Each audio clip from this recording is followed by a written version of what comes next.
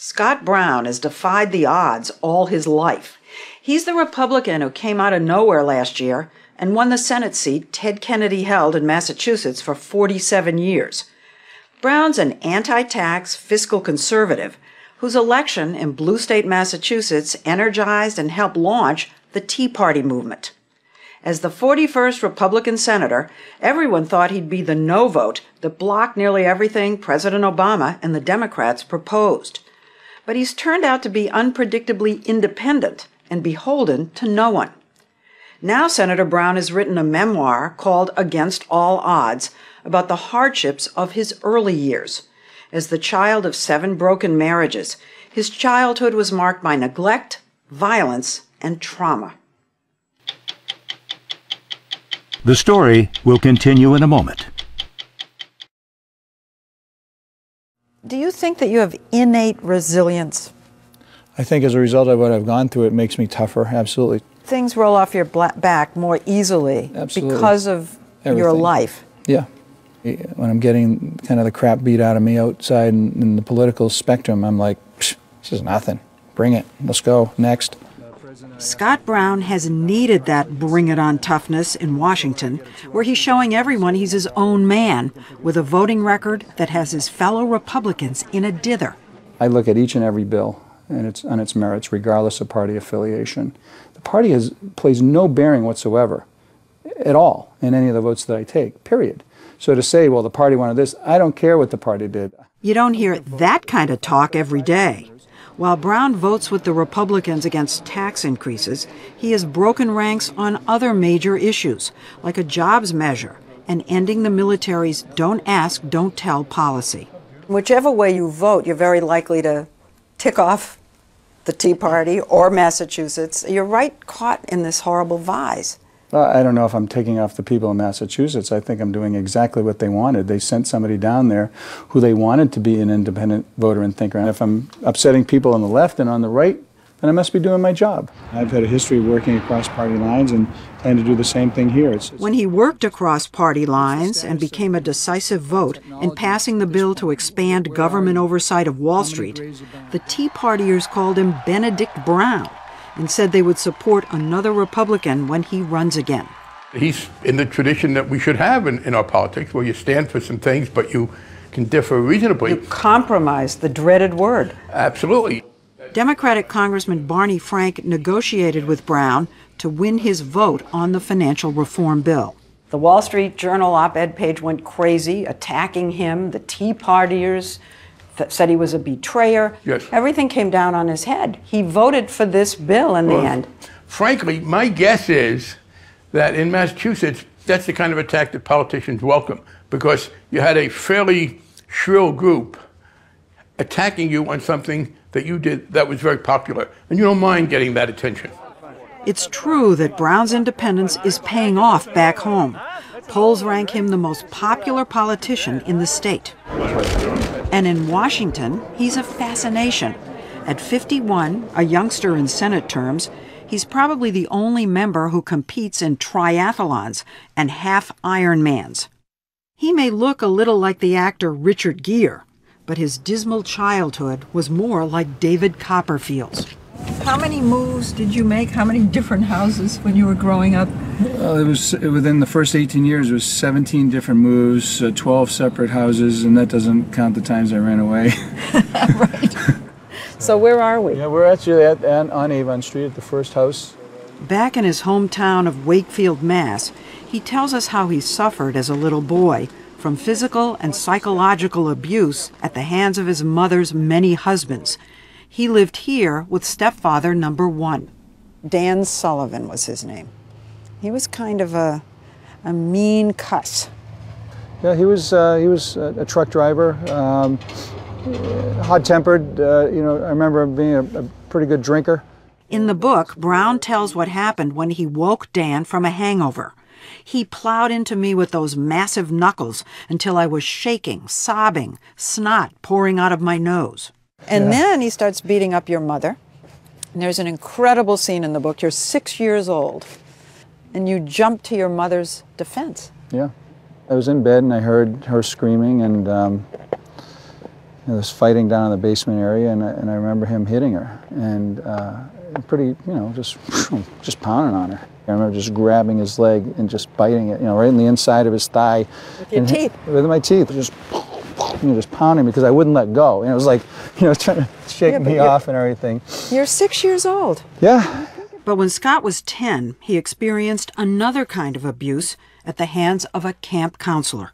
You tell us that you were actually sexually abused. More than once. Yep. Fortunately, nothing was ever fully consummated, so to speak, but it was certainly back then very traumatic. Well, you say it wasn't consummated, but you knew. Oh, I knew. He touched you. Yeah, he touched me, and I knew that. And he made you touch him. Yeah. And then you thought you had escaped, and he came for you again. Yeah. More than once. As predators do. He said, if you tell anybody, I'll kill you.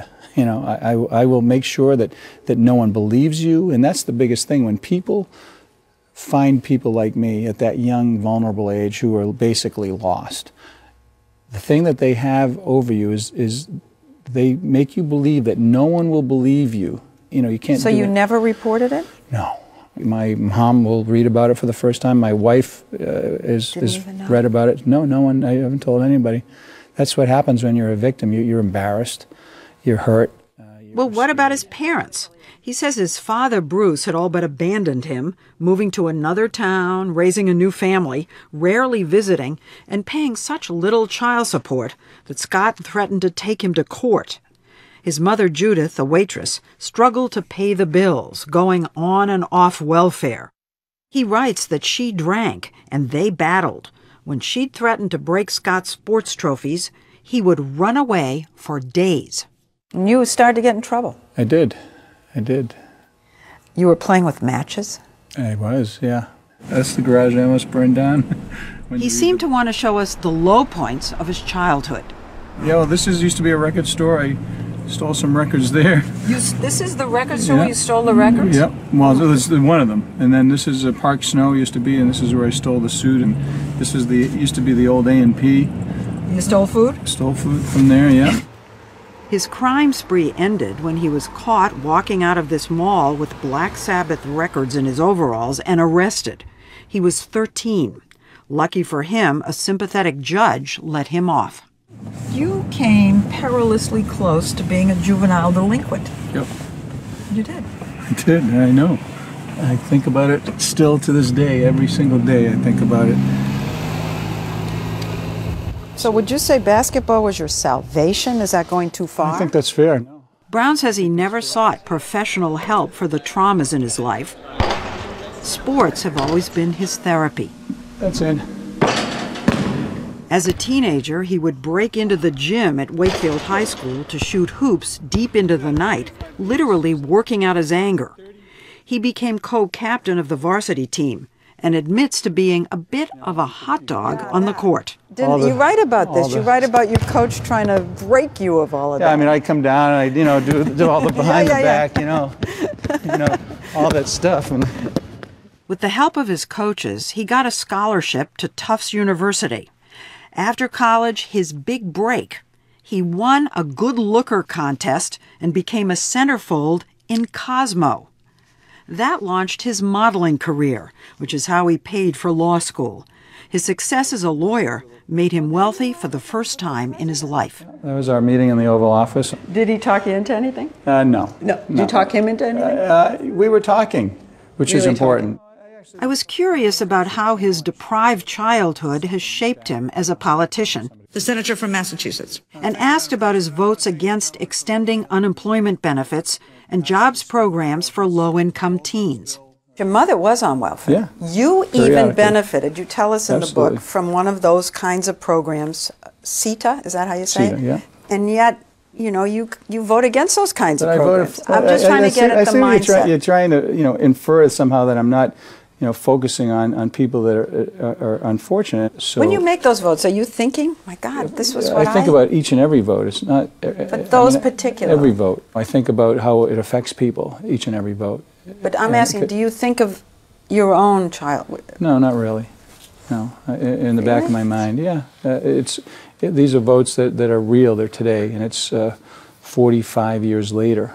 And in this day and age, with the deficit running so high, we have to find a way to use the money that's there in the system. It's critical. How his childhood influences his politics is one thing. How it impacts his family is another. Unlike his mother and father, each have been married 4 times, Brown's been married only once for 24 years to TV reporter Gail Huff. Scott is an opposite of everything you went through. I know. You know, well, he went through all these marriages and he said, I want to have a good marriage. He went through a difficult childhood. He said, I want to be a good parent. All of those experiences ended up having a reverse and opposite effect on him. She says he never missed a basketball game or horse show when their daughters were growing up. Ayla, now 22, is an aspiring country singer, and Ariana, 2 years younger, is studying veterinary medicine. In his book, Brown laments the loss of his family's privacy since he became a senator. But now, with this book, don't you think it's going to be twice as much? Really? See, I don't think that. But it's awfully intimate. It's like going on Oprah and spilling it all out there. Well, it's who I am. I can't hide from who I am. It's what happened. Well, you didn't have to tell it. Yeah, but and it's like half truths. I like to just get it out there. And I want to just make a special thanks to my mom and dad for kind of putting up with me. Mom, Dad. Brown says writing his book helped him reconcile with his parents, Judith and Bruce. That's them he's kissing on election night. His anger is behind him, he says, or most of it, as we found when we asked him about the house where he lived in high school and where he fought hand-to-hand battles to protect his mother from yet another violent stepfather named Larry. I heard that not many years ago, Larry's house, that house, came up for sale, and you actually thought about buying it. I actually called the realtor and went in and took the tour and relived kind of where everything was and put it to make sure I wasn't kind of dreaming. And then as I left, I said, man, I wish I had the money. I'd just buy this thing and burn it down. So you want to buy it to burn it down? That's it, yeah.